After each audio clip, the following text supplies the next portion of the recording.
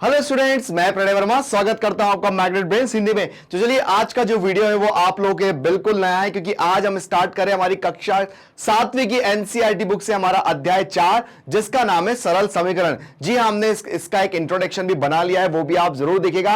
और आज देखते हैं कि इस 4.1 में कौन कौन से क्वेश्चन है जो हमारे लिए बहुत इंपॉर्टेंट है और जिनको हम करेंगे भी। चलिए आइए देखते हैं बिना देरी किए हुए कौन कौन से क्वेश्चन है जिनको हम लोग करेंगे। यहां पर आपको कुछ क्वेश्चन ऐसे दिख रहे होंगे जिनकी स्टार्टिंग है, लेकिन ये इसलिए इंपॉर्टेंट है क्योंकि यही तो हमारा मैथ्स का 4th चैप्टर का बेस बनाएंगे। अभी जब मैं करूंगा ना तो आपको समझ में आएगा, अच्छा इसमें ऐसा करना था, मैं बोलूंगा जी हां इसके अंदर ऐसा करना था। चलिए स्टार्ट करते हैं और यहां पर मैं आपको बताना स्टार्ट करता हूं। यहां दिया है यहां पर जैसे मुझे पहला क्वेश्चन दिया है, तो यहां पर मुझे हिंदी में जो लिखा है उसको समीकरण में कैसे मुझे बनाना है, यहां पर मैं उसको देखूंगा और उसके बाद समीकरण में मैं उसको कैसे पूरा ढालता हूं, ये पूरी चीज हम इसके अंदर सीखेंगे। चलिए, क्या दिया हुआ है, x के तिगुने और 11 का योग 32 है। मतलब x का तिगुना मतलब 3 का x में गुणा कर दो, x का तिगुना और 11 का योग क्या है, 32 है।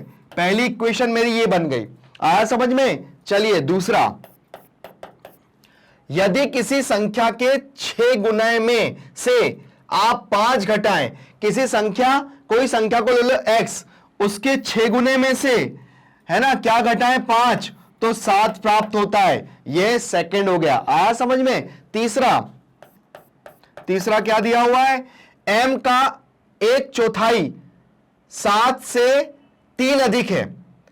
ठीक है, m का 1/4, m का 1/4, ठीक है, 7 से 3 अधिक है, 7 से 3 अधिक है। ठीक है, मतलब 7 से 3 अधिक है, ये हम कर सकते हैं। ठीक है, m का, तो ये एक ऐसा भी लिख सकते हैं इसको, m/4 बराबर 7 + 3। m का 1/4 7 से 3 अधिक है, तो m का 1/4 7 से 3 अधिक है, ये 7 से 3 अधिक हो गया। ठीक है ना, ये क्वेश्चन हो गया। उसके बाद क्या दिया है, किसी संख्या के 1/3 में 5 जोड़ने पर, है ना, देखिए किसी संख्या के, देखो x ले सकते हो, y ले सकते हो, t ले सकते हो, a ले सकते हो, हमारे जो चर हैं वो आप कुछ भी ले सकते हो, x y z में से कुछ भी ले सकते हो। ठीक है ना। अब क्या है, किसी संख्या के 1/3 में 5 जोड़ने पर, चलिए किसी संख्या के 1/3 में 5 जोड़ने पर 8 प्राप्त होता है। तो ये हो गया y/3 + 5 बराबर 8। ये मेरा आंसर हो गया। तो देखा आप लोगों ने कि हमको अगर कुछ लिखा रहेगा इस तरह का, उससे मुझे हमारे सरल समीकरण कैसे बनाना है, यहां पर हमको उसकी प्रैक्टिस के लिए ये चीज दी हुई थी। चलिए आते हैं अपने अगले क्वेश्चन पे, देखते हैं क्या दिया हुआ है और उसके अंदर हम लोग क्या क्या चीजें सीखेंगे। चलिए स्टार्ट करते। देखिए, मैं आपको एक चीज और बता दूं, ये चीजें आप जितनी जल्दी सीख जाओगे, अपने दिमाग में बिठा लोगे, वो इसलिए जरूरी है क्योंकि आप आगे इस तरह के कितने भी क्वेश्चन करोगे, ये सारा आपको आना चाहिए, तब जाके आप उनको बहुत अच्छे से अटेम्प्ट कर पाओगे। क्योंकि अभी तो आपका सरल है, फिर आपका 1 चर वाले रेखीय समीकरण आएंगे, फिर 2 चर वाले रेखीय समीकरण आएंगे, उनको सॉल्व करने के लिए आपको इक्वेशंस बनाना पड़ेगी और उन इक्वेशनों के लिए यही इस तरह के वर्ड के अंदर हमको इक्वेशन बनाना पड़ेगी। इसलिए आप लोग उनको बहुत अच्छे से करना, अपने दिमाग में बहुत अच्छे से सेट कर लेना। आगे जब भी हम करेंगे हम लोग इसका बहुत यूज करने वाले हैं। चलिए आते हैं अपने अगले क्वेश्चन पे, देखते हैं क्या दिया हुआ है। हमें दिया है, निम्नलिखित समीकरण को सामान्य कथनों के रूप में बदलिए। अब देखिए, इसको मुझे इस कथन में बदलना है। मेरे को क्या था, कथन को काय में बदलना था, मुझे कथन को समीकरण में बदलना था। लेकिन अब मुझे यह दिया हुआ है समीकरण, इसको कथन में बदलेंगे। यहां पे लिखेंगे, किसी संख्या में 5 घटाने पर, 5 को घटाने पर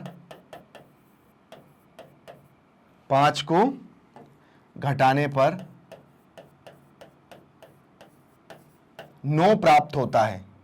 ठीक है, 9 प्राप्त होता है, ये लिख लिया, है ना। किसी संख्या में 5 को घटाने पर 9 प्राप्त होता है, ये हो गया। दूसरा कैसे लिखेंगे, किसी संख्या का 5 गुना 20 होता है। 20 के बराबर होता है, 20 के बराबर होता है, ये भी इसका आंसर है। ठीक है ना, ये दोनों स्टेप्स हमने लिखा और दोनों स्टेप्स लिखने के बाद यहां पर हम लोगों ने उसको करके दिखाया। तो आया समझ में कैसे करते हैं और किस तरह से हमारे क्वेश्चनों को सॉल्व करते हैं। चलिए आते हैं, देखते हैं नेक्स्ट में क्या क्या चीजें हमें करना है। चलिए आते हैं नेक्स्ट पे। दिया है कि यहां पर कैसे लिखेंगे, वही चीज है। दूसरा, किसी संख्या का तिगुने में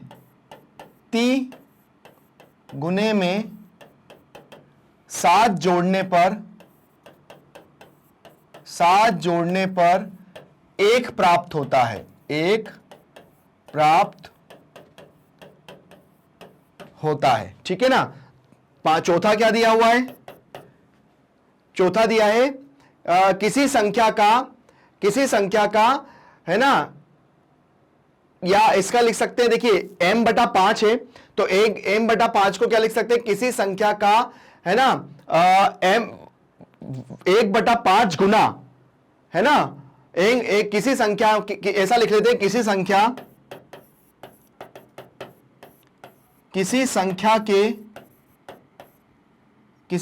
के 1/5 गुना में 2 को घटाने पर 6 प्राप्त होता है।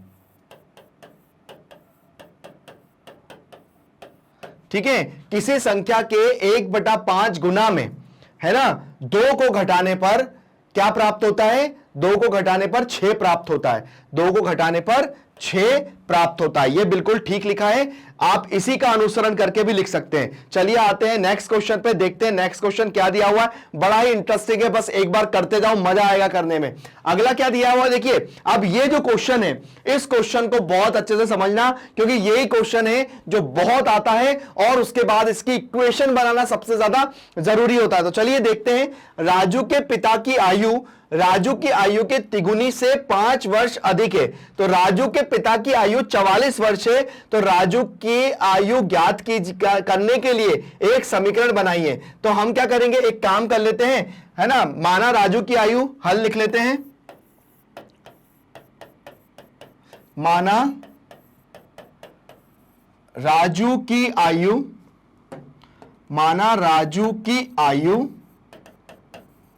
y है। तो देखिए यहां लिखिए पिता की आयु, या एक काम करिए यहां लिखिए राजू की आयु और यहां लिखिए पिता की आयु। ठीक है, अब देखिए समीकरण कैसे बनता है। तो राजू की आयु को तो मान लिया y, अब क्या बोला है, राजू के पिता की आयु राजू की आयु के तिगुने से 5 वर्ष अधिक है। तो राजू के पिता की आयु कितनी है, 44 वर्ष। ये बन गया समीकरण। बताओ कुछ लगा टफ, कितना इजी है। मतलब देखिए राजू के पिता की आयु है ना, राजू के पिता की आयु राजू की आयु के, तो राजू की आयु के तिगुनी से 5 वर्ष अधिक है, तो राजू के पिता की आयु 44 वर्ष है। तो ये हो गया हमारा समीकरण। बताइए इसके अंदर क्या टफ लगा, है ना बहुत इजी। तो बस यही क्वेश्चन हमें सॉल्व करना है और इसी तरह के क्वेश्चनों को हमको आगे तक ले जाना है और उसमें हमें समीकरण करके फिर इसको हल भी करना पड़ेगा, पर वो आगे है। अभी तो हमारे सामने यही क्वेश्चन है जिनको हमें सॉल्व करना पड़ेगा। चलिए आते हैं अपने अगले क्वेश्चन पे, देखते हैं अगला क्वेश्चन क्या दिया हुआ है। आते हैं नेक्स्ट क्वेश्चन पे। देखिए एक दुकानदार 2 प्रकार की पेटी में आम बेचता है। ठीक है, ये पेटियां छोटी और बड़ी हैं। एक पेटी में 8 छोटी पेटियों के बराबर और 4 खुले आम आते हैं। प्रत्येक छोटी पेटी में आमों की संख्या बताने वाला एक समीकरण बताइए। दिया हुआ है कि एक बड़ी पेटी में आमों की संख्या 100 है। ठीक है ना, चलिए सबसे पहले काम करते हैं, हम करते हैं हल। अब लिखेंगे माना छोटी पेटी में आमों की संख्या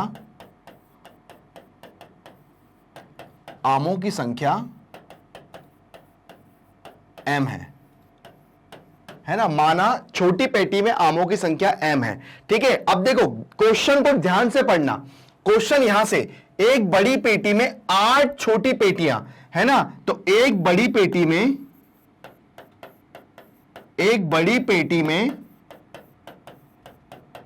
8 छोटी पेटियां और 4 खुले आम आते हैं। ठीक है, और प्रत्येक छोटी पेटी में आमों की संख्या बताने वाला समीकरण, है ना, यह हो जाएगा एक बड़ी पेटी में आमों की संख्या और एक बड़ी पेटी में आमों की संख्या और एक बड़ी पेटी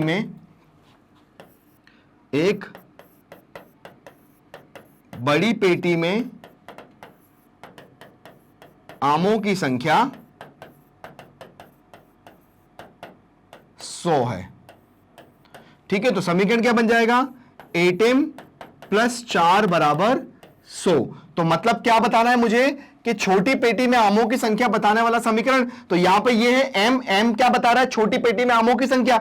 जब मैं 4 को उधर ले जाऊंगा और 8 से भाग दे दूंगा तो m के अंदर जितने, मतलब छोटी पेटी में जितने भी आम आ रहे हैं वो पता पड़ जाएगा। तो यहां से केवल लॉजिकल है, केवल थोड़ा सा दिमाग लगाओगे और अपने आप क्वेश्चन सॉल्व हो जाएंगे। इसके अंदर कोई फॉर्मूला नहीं लगाना है, बस थोड़ा अपना दिमाग का यूज करना है, आपके क्वेश्चन बहुत अच्छे से हो जाएंगे। चलिए आगे आते हैं नेक्स्ट क्वेश्चन पे, क्या दिया हुआ है। अब हमारे एक्सरसाइज के क्वेश्चन चालू होते हैं। देखते हैं एक्सरसाइज में कौन कौन से क्वेश्चन है जो हमें सॉल्व करना है।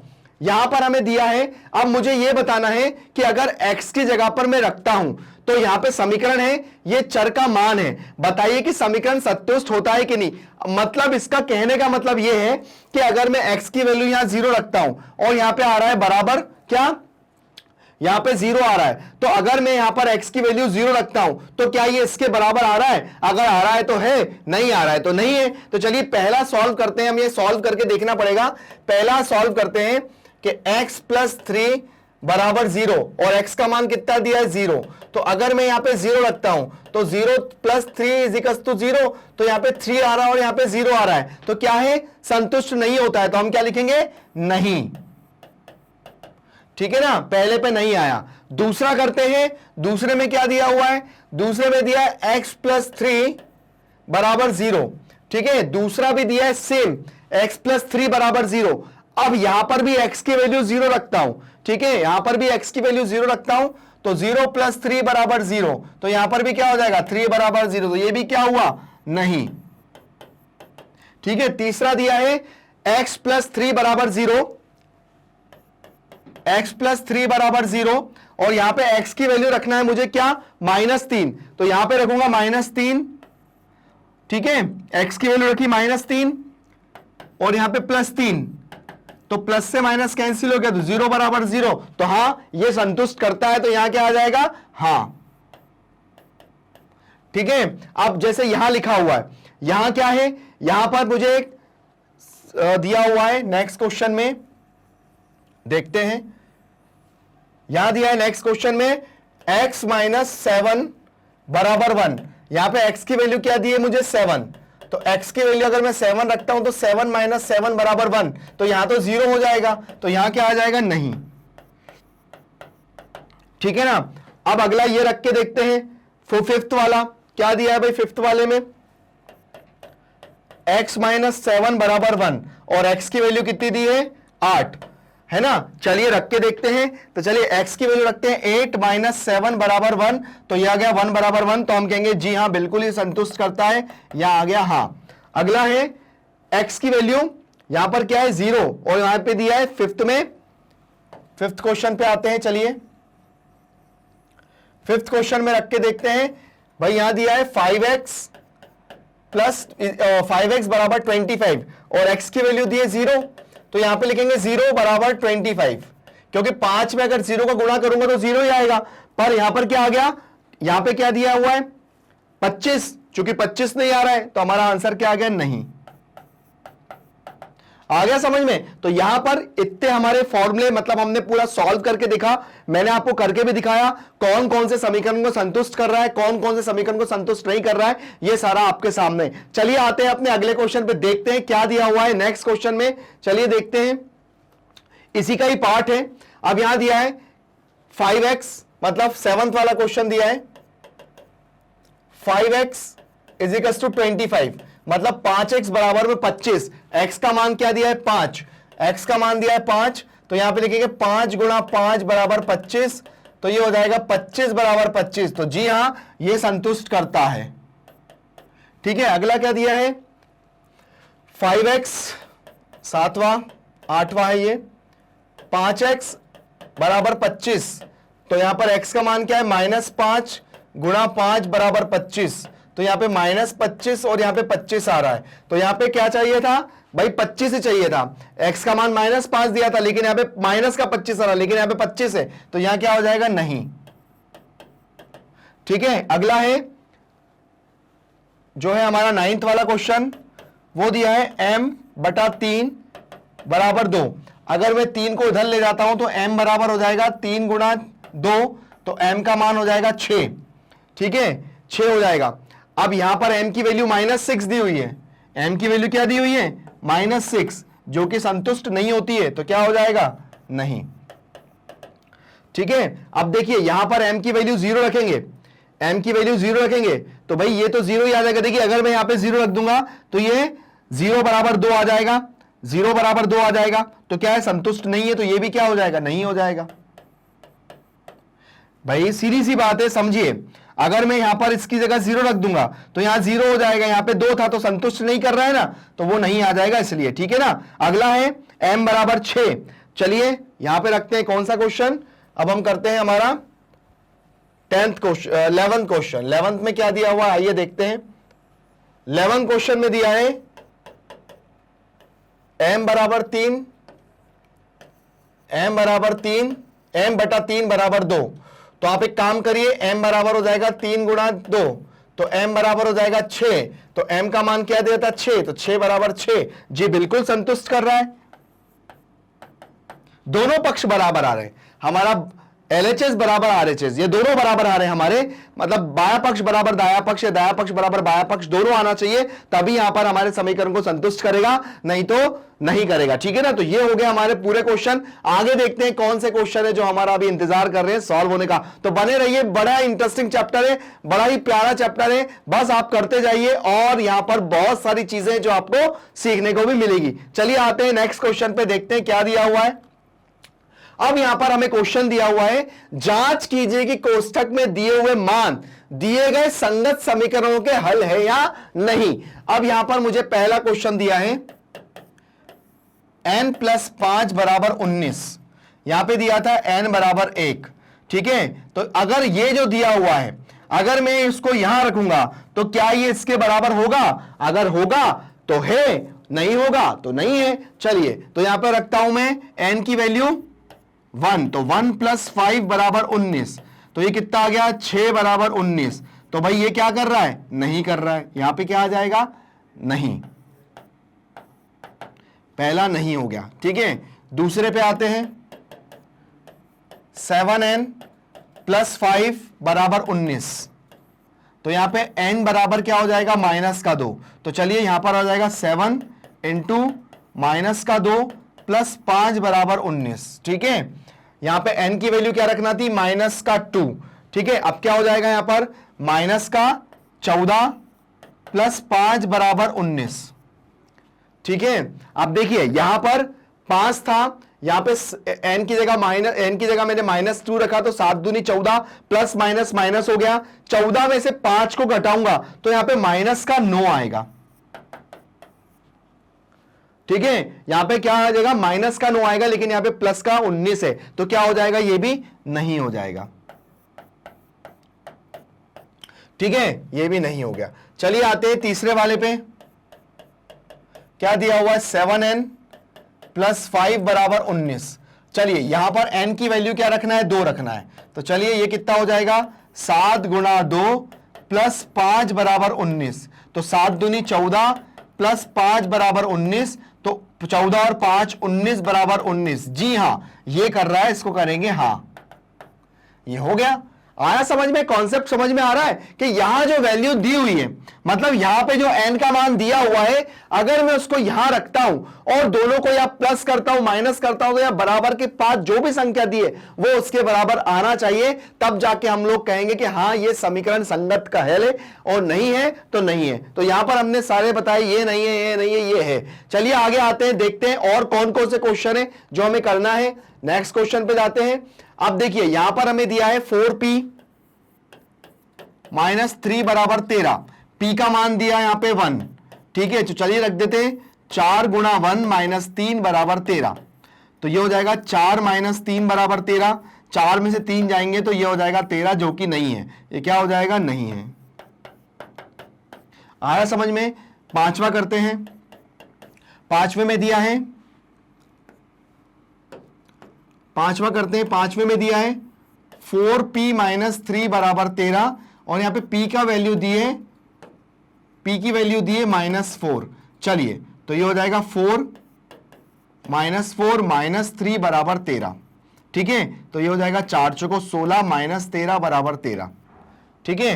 अब देखिए ये 4 चौको 16 हो गया, लेकिन माइनस यहां पे क्या था, -7 में आएगा। 16 और 3 माइनस माइनस प्लस, ये भी माइनस, ये भी माइनस, माइनस माइनस प्लस, 16 और 3 कितना होता है, माइनस का 19, तो माइनस का 19 बराबर 13, ये भी बराबर नहीं है, तो ये भी कहेंगे नहीं है, ठीक है। आते हैं अपने अगले क्वेश्चन पे 6 पे।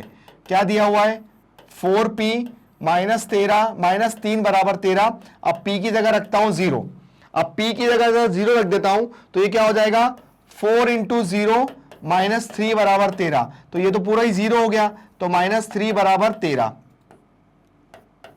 तो ये हो गया। तो ये भी क्या हो गया, नहीं।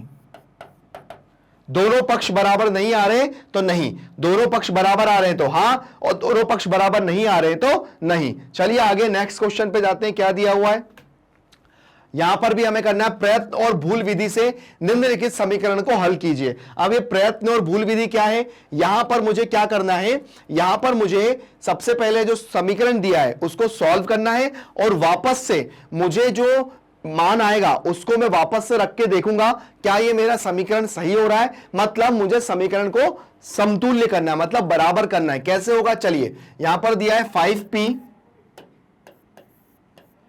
प्लस 2 बराबर 17। चलिए आप 2 को उधर ले जाइए, तो 5p बराबर हो जाएगा 17 माइनस 2, तो 5p बराबर कितना हो जाएगा, 17 में से 2 जाएंगे तो कितना आ जाएगा, 15। तो p बराबर कितना आ जाएगा, 15/5, कितना आ जाएगा, 15/5, तो कितना हो जाएगा, 5 या 15। p का मान कितना आ गया, 3, है ना, ये आ गया।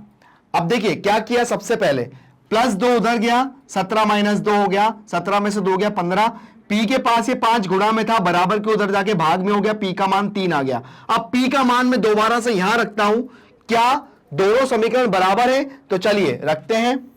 तो यहां पर रखेंगे p गुणा 3 प्लस 2 बराबर 17, ठीक है। तो 5 या 15, तो 15 प्लस 2 बराबर 17, तो यह आ जाएगा 17 बराबर 17, ये हो गया मेरा सही।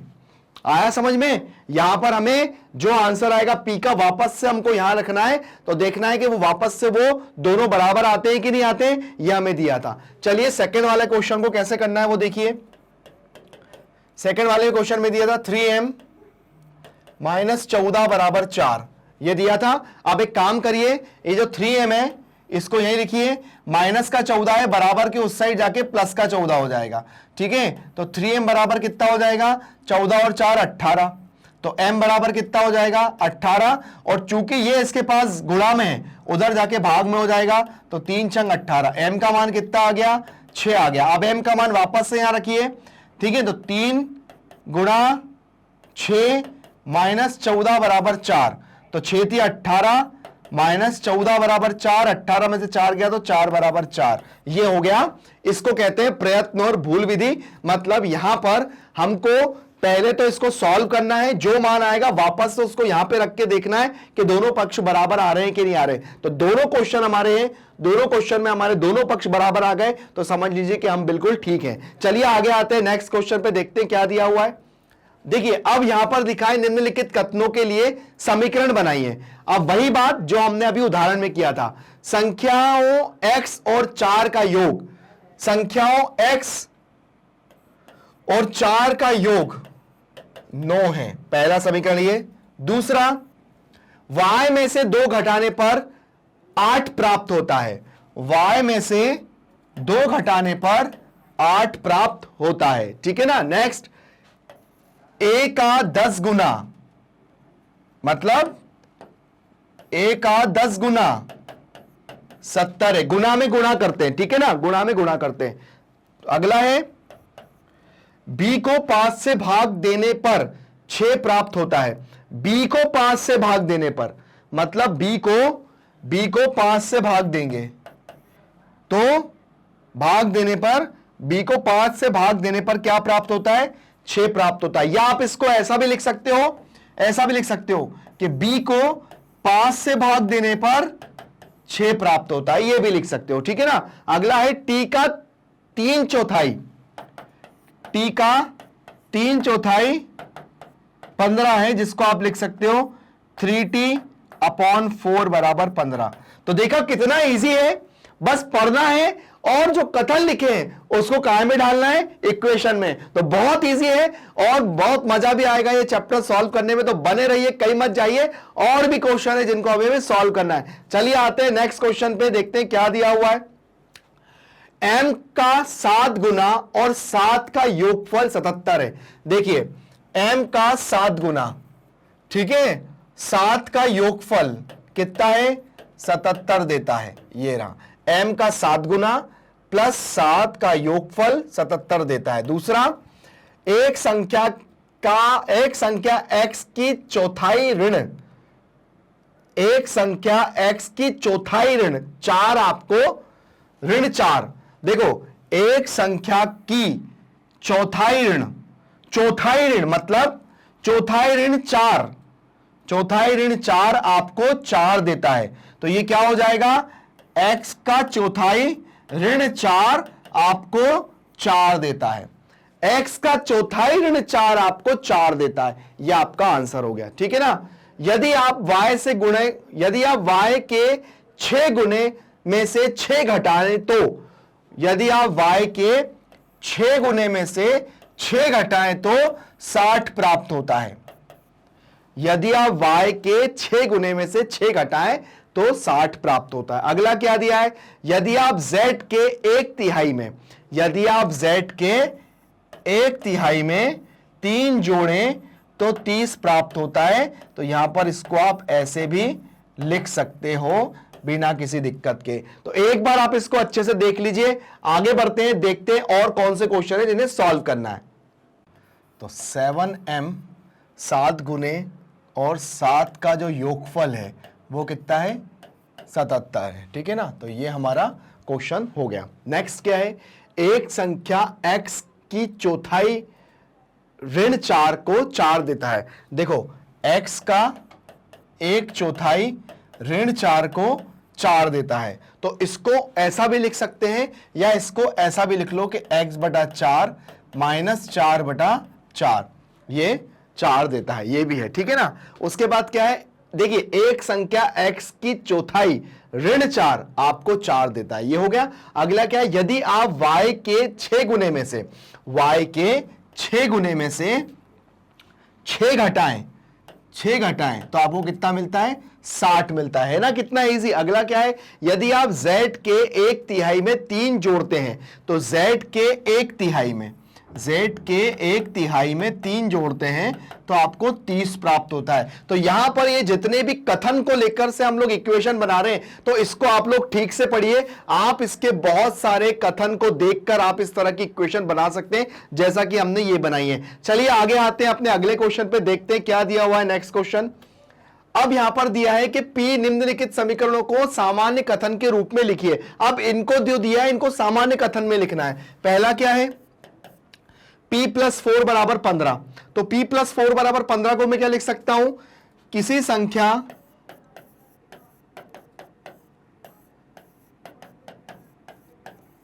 संख्या में 4 को जोड़ने पर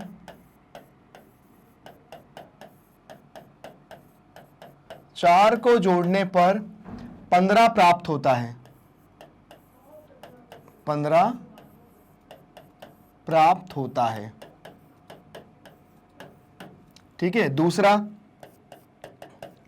किसी संख्या में 7 को घटाने पर, है ना, किसी संख्या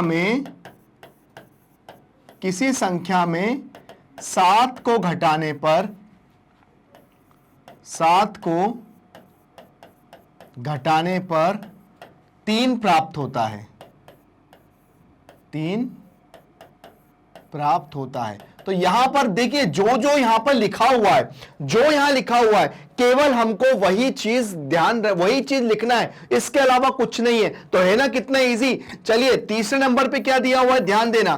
तीसरे नंबर पे दिया है ना, किसी संख्या का दोगुना 7 के बराबर होता है ना, किसी संख्या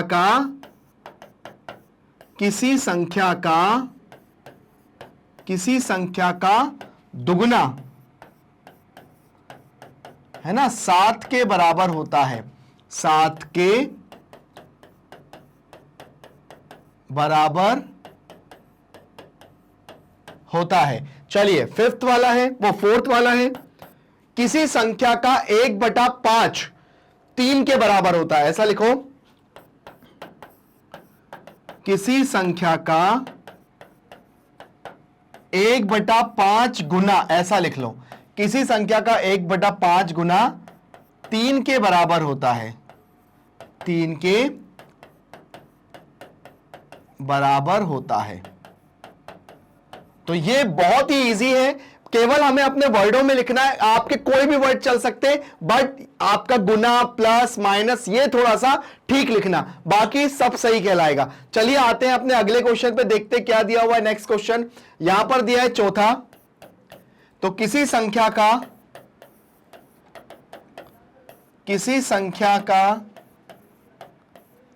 3/5 गुना 6 के बराबर होता है, 6 के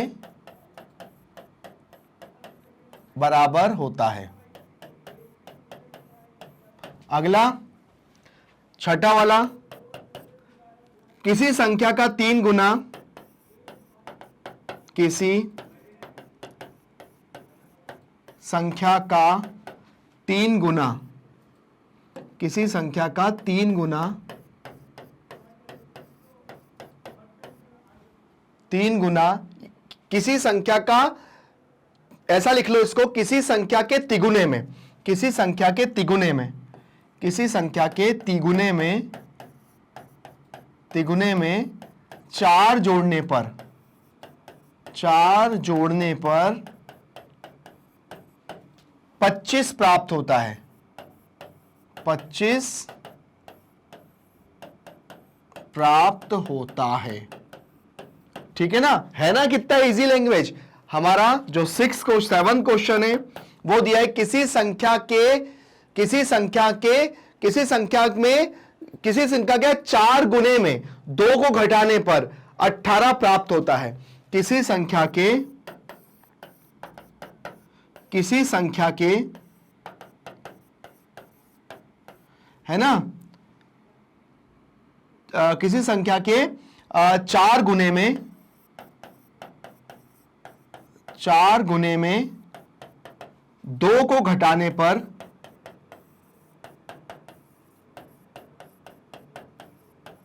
18 प्राप्त होता है, 18 प्राप्त होता है। और अगला क्या है, किसी संख्या के आधे में, किसी संख्या के आधे में, किसी संख्या के आधे में, है ना, आधे में 2 को जोड़ने पर, 2 को जोड़ने पर 8 प्राप्त होता है, 8 प्राप्त होता है। तो यहां तक हमारे जितने भी क्वेश्चन है हमने सबकी वर्डिंग लिख ली, सभी तरह को बहुत अच्छे से कर लिया। बस करना क्या है, आपको भी इसी इसी फॉर्मेट का फॉलो करना है तो आप बहुत अच्छे से उनको लिख पाएंगे। चलिए आगे आते हैं अपने नेक्स्ट क्वेश्चन पे, देखते हैं क्या दिया हुआ है। अब देखिए यहां पर हमारा जो क्वेश्चन है, अब इससे मुझे इक्वेशन बनाना है, ध्यान से समझिएगा। क्या दिया हुआ है? इरफान कहता है कि उसके पास परमीत के पास जितने कंचे हैं, इरफान कहता है कि परमीत के पास जितने कंचे हैं, मतलब इरफान कहता है कि उसके पास, मतलब किसके पास? इरफान के पास परमीत के पास जितने कंचे हैं उनमें उनके 5 गुने से 7 अधिक कंचे हैं। इरफान के पास 37 कंचे हैं, तो परमीत के कंचों की संख्या को m मान लीजिए, यह हमें दिया ही हुआ है। चलिए हम उत्तर 1 की बात करते हैं, ठीक है, उत्तर 1 की बात करते हैं। हम लिखेंगे माना परमीत के कंचों की संख्या, परमीत के कंचों की संख्या क्या है? परमीत के कंचों की संख्या m है, ठीक है ना, परमीत के कंचों की संख्या m है। अब देखिए यहां हम लिखेंगे परमीत और यहां लिखेंगे इरफान, ध्यान से समझिएगा। अब हमने इसको तो ले लिया है m, अब क्या बोला है? इरफान कह रहा है क्या कि परमीत के पास जितने कंचे हैं उसके 5 गुने से 7 अधिक कंचे हैं। इरफान के पास 37 कंचे हैं। देखो परमीत के 5 गुने, मतलब अगर परमीत के 5 गुने कंचे को 7 और अधिक कर दो तो इतने 37 कंचे मेरे पास है। तो परमीत में 5 गुना और 7 अधिक, देखो लिखा हुआ था ना कि परमीत के पास जितने कंचे हैं उसके 5 गुने से 7 अधिक कंचे हैं, 5 गुने से 7 अधिक कंचे हैं। और इरफान के पास कितने कंचे हैं? 37 कंचे हैं। तो ये हमारे क्वेश्चन की इक्वेशन बन के आ गई, जो कि ये रही। बहुत इजी और सिंपलेस्ट फॉर्म में हमने इसको लिख ली। तो आप इसकी इक्वेशन इसके पास में लिख लीजिए, तो इसकी हो जाएगी 5m + 7, 5m + 7 = 37। चलो ये तो हो गया। अब अगली बात करते हैं सेकंड वाले की। सेकंड वाला देखते हैं क्या कह रहा है, सेकंड वाले को भी अच्छे से समझिएगा। लक्ष्मी के पिता की आयु 49 वर्ष है। लक्ष्मी के पिता की आयु 49 वर्ष है, क्लियर दिया हुआ है। उनकी आयु उनकी लड़की की आयु के तिगुने से 4 अधिक है। लक्ष्मी की आयु को y मान लीजिए। चलिए तो हम उत्तर दूसरा कर रहे हैं, माना लक्ष्मी की आयु y है।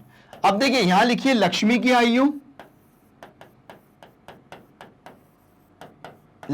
आयु और यहां लिख लीजिए पिता की आयु।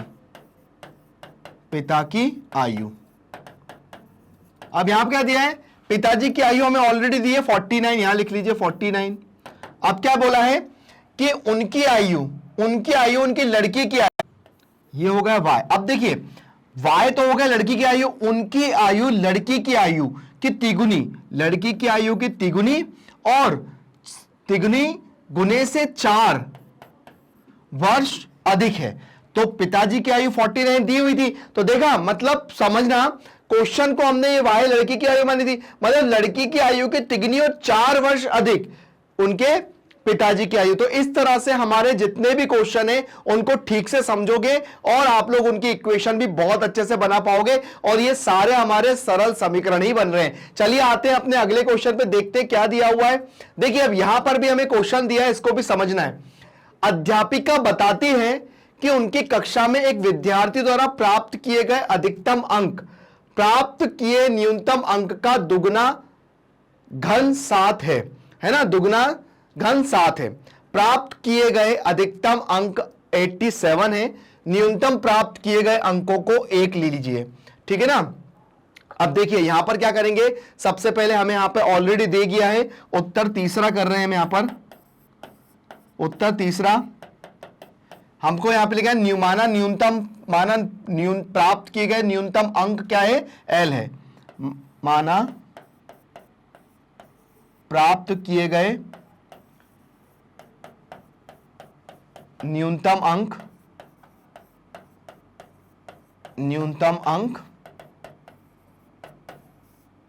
L है, ठीक है। अब यहां पे लिख लेते हैं न्यूनतम और यहां लिख लेते हैं अधिकतम। ठीक है ना। अब देखिए यहां पर पूरा क्वेश्चन को, ठीक है ना, यहां पे हमें दिया हुआ है कि अधिकतम अंक 87 है, तो यहां लिख लीजिए अधिकतम अंक 87। अब देखिए क्या बोला है कि न्यूनतम अंक है ना, न्यूनतम अंक का दुगना, न्यूनतम अंक का दुगना धन 7 है। ठीक है, न्यूनतम अंक का दुगना धन 7 है और अधिकतम 87 है। यह हमारी एक इक्वेशन निकल के आ गई जो कि बहुत अच्छी थी।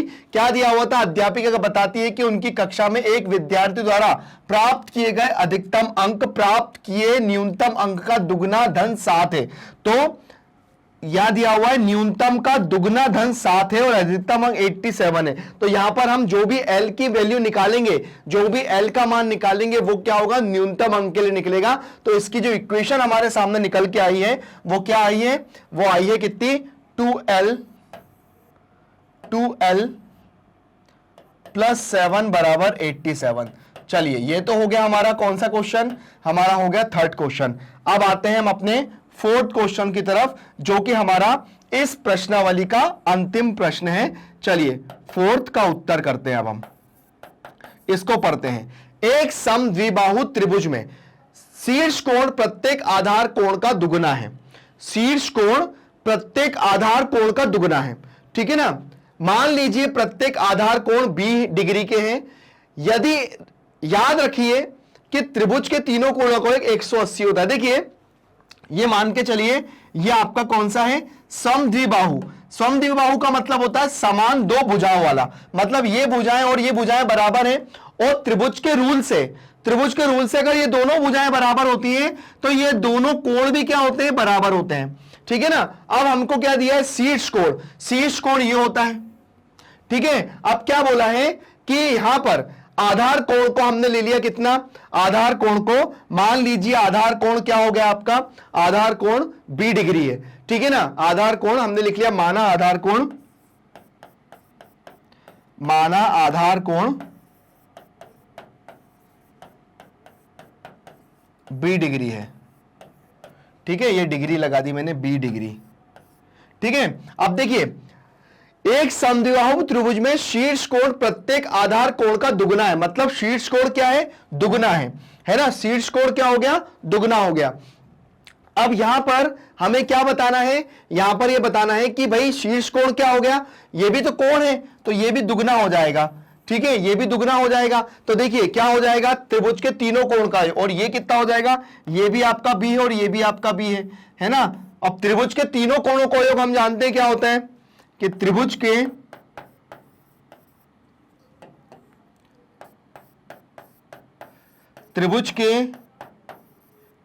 तीनों कोणों का योग, तीनों कोणों का